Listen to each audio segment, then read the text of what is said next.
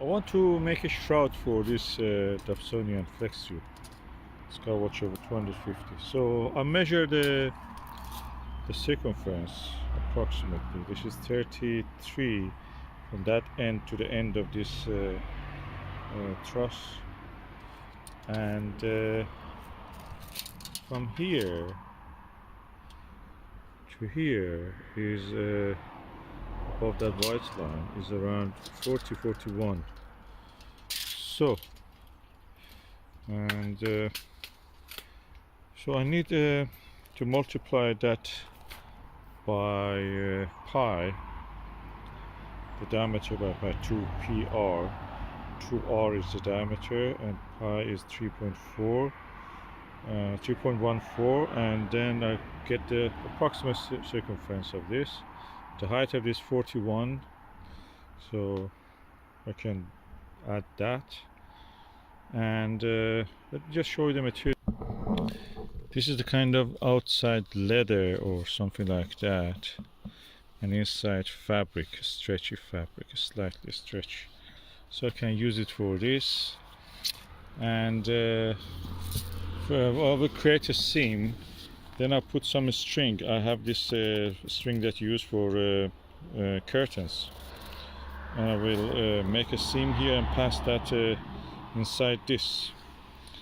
And what that means is that I can attach it around circumference and pull it and just tighten it up. The same for the lower part, and this will be ready. Okay, I have now measured first I measured the length, that is the circumference, that's 93 for a tight tight fit, and then I increase it to 100 centimeter, 1 meter. So that will be the seam falling over each other. Then I have to put a kind of like a pipe. I have to patch it here for this rope to go inside it. So I took it 7 millimeter. So I will start to sew this now, and I will do it. Then I will go on the telescope and fit it just to see how it is. Then I will measure exactly where the lower part, I know it is 41, 40, but I will make sure that it's really good fit. Then I will go for the next stage. Okay, I have now finished the patching of this seam. I've passed this rope, which is a rope that we use for the curtains. Pass it through here. To keep this constant when I'm sewing, this is a really tough material like leather. I use these pegs. I use a lot of them, so you can use it also for keeping it, or you can use safety pins or anything like that. I'm now going to test it on the telescope to see how it fits. Okay, I have now done the shroud. As you can see, outside is this color. I didn't have the choice. But inside is definitely black, dark. That's what I wanted. And there is a seam here, which you can see in my hand. I will close it. What I will do, here I pass this rope that we use for the curtains. I will do the same down there. I may even be able to use something like elastic band. But elastic band makes it more permanent. With this rope I can just open it and close it as I wish, and in this way removing the cap from here will be easy. I just put it and remove it every time I want. Then you can either install this shroud or remove it. I did all this with hand. It's very tough material, but I managed to do it. Let's see what the next stage will be. Okay, now I'm doing the other side of it. I take the 39 centimeter from the edge of this seam, and then 3.5 centimeter from the edge to the end, where the rope will go there. And so in total 43. I'll mark it here with this crayon, and I will go like that. Of course this is three and a half, so I have to add another 3.5, so because it will be folded. So this is 1 3.5 here, so I have to add another 3.5 here, so that will be almost here. Then I will turn the seam, it will be something like this here, and I will pass the rope. So later I may think about putting something in the middle to give it a little bit of strength and the structure, so it will be round, it will not sag into the light path of the. Okay, this is the way I'm sewing now. This is the top part and this will be the bottom, and you can see I put the seam holding it in place because it's a tough material with these pegs, cloth pegs, and I'm sewing it. It's tough, but I manage it. The trick is use a good thick needle. I've now done the bottom part with elastic band and the top part with the rope. So the bottom part I pass this elastic band through this here. The trick is to use a safety pin and gradually push it through here, and every time is a little bit time consuming, but it can be done easily in 3-4 minutes. And this one was much easier because it's thick, it just passes through that. And now I'm going to test it. So here to there is 39 to 40 centimeter. You can measure it for yourself and just adjust for your telescope. This is for a 250 millimeter or 10-inch Flextube Dobsonian. That's the Skywatcher. Okay, first I attach this elastic band part. Now I'll go after that for this rope. And let's do it. Okay, this is the way it looks, as you can see. And I'm now going to look at the inside of the tube. So I have now positioned it for seeing how is the inside, and let's see how is the inside. As you can see, I don't see any obstruction on the way of the light. Let me just look at an object and see how it will be. Okay, let's see how it is. I've not put the eyepiece, but you can see the field of view slightly by this side that I'm touching deformed, and slightly there. I can put some, but this exists even with the AstroZap. I have those in the Flextube 350P. That exactly exists there. I can put some material here to give it that spherical shape.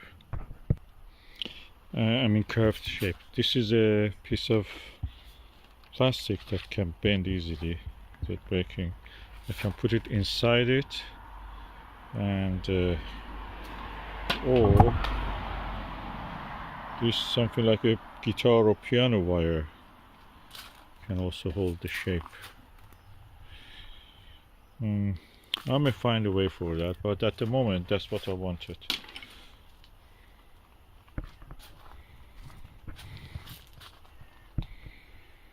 I can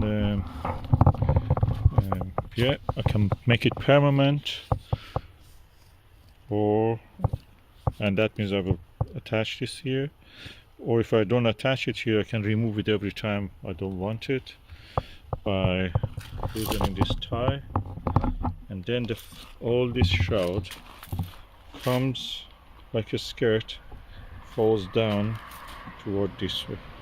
Anytime I'm not using it, it comes like that, and I can put it up if I want to use it. Okay, if you see, I put that plastic piece of plastic here. I noticed the AstroZap also has such a thing. So practically that's how it is. And this is the part that I'm pressing, you can see. When you look from here, again the view toward the 1 o'clock is much better. If I press it, you can see that it goes down.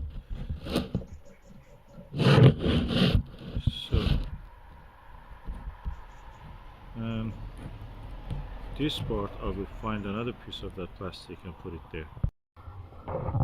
Okay, I've cut that piece of plastic along the length into two pieces, so I can just join them to there. And I've joined these two pieces of plastic together. Now I'm going to make a circle and put it inside that shroud.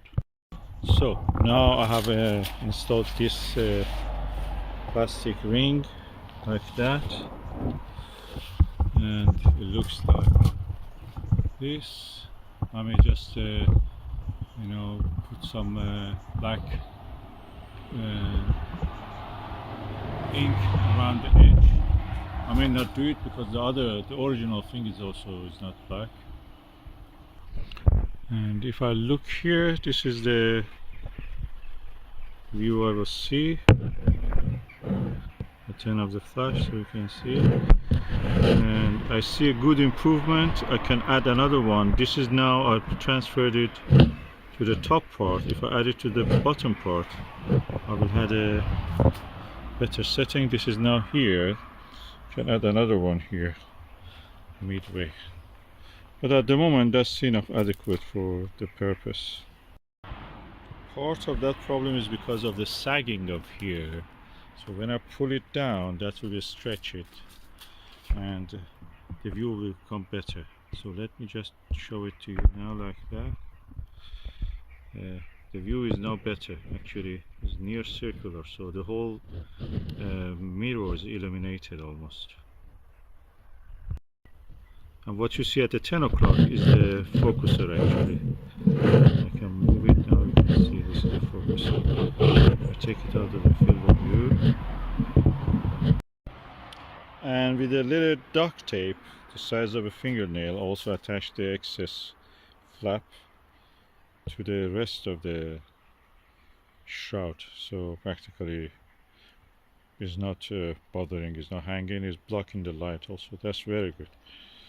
And this the price of this is now, depending on where you buy it, anything between £100 to £200, and I made it almost for free.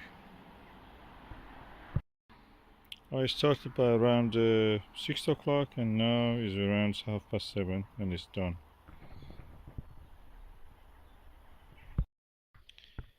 Okay, tonight is the first night I'm using the shroud on this telescope, the shroud that I made it myself.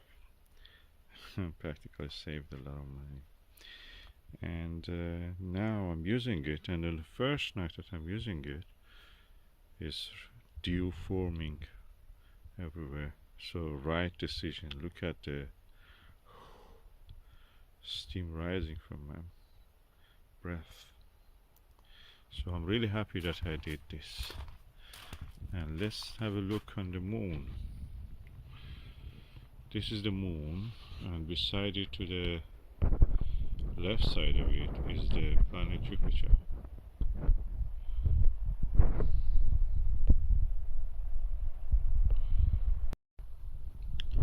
And what a good night for this. The night that lots of dew is forming.